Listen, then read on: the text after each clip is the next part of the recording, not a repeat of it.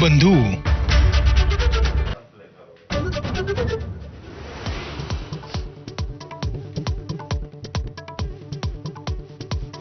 भारत पाकिस्तान तणावादरम्यान उद्या सगळ्या राज्यांमध्ये मॉकड्रिलच्या सूचना, हवाई हल्ल्याची सूचना देणारे सायरन वाजवण्याचेही निर्देश, ब्लॅकआउटचाही सराव होणार.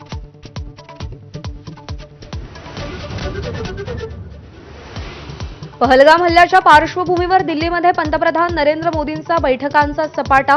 गृहसचिव गोविंद मोहन, संरक्षण सचिव राजेश कुमार सिंग आणि राष्ट्रीय सुरक्षा सल्लागार अजित डोवाल यांच्याशी चर्चा. संयुक्त राष्ट्राच्या सुरक्षा समितीची बैठक निष्फळ, भारत पाकिस्तान वादावर ठोस तोडगा नाही. दोन्ही देशांना लष्करी संघर्ष टाळण्याचा संयुक्त राष्ट्रांचा सल्ला.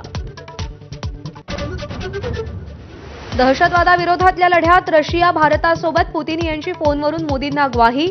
तर स्थिरतेसाठी पाकिस्तानला पाठिंबा देऊ, चीननं रंग दाखवले.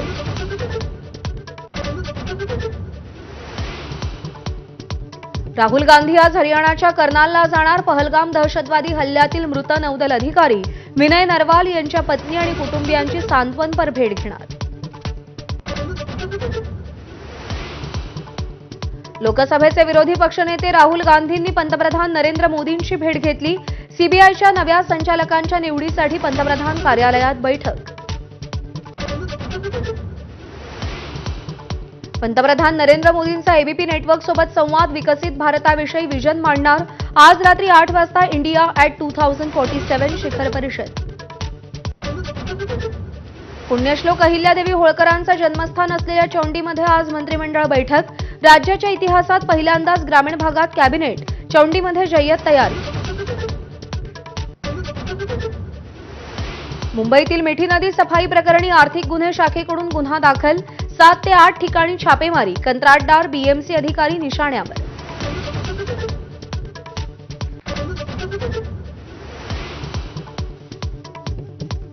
छत्तीसगडमधील करेगुट्टा पहाडीवर नक्षलवाद्यांकडून आयडी स्फोट. सर्च ऑपरेशन दरम्यान झालेल्या स्फोटात सुरक्षा दलाचे 2 जवान गंभीर जखमी. पवित्र अमरनाथ गुहेतून बाबा बर्फानींचा पहिला फोटो समोर. 3 जुलैपासून सुरू होणाऱ्या अमरनाथ यात्रेच्या तयारीला सुरुवात. पावसानंतर ओल्या आउटफील्डमुळे दिल्ली आणि हैदराबाद सामना रद्द. सनरायझर्स हैदराबाद प्लेऑफच्या शर्यतीतून बाहेर.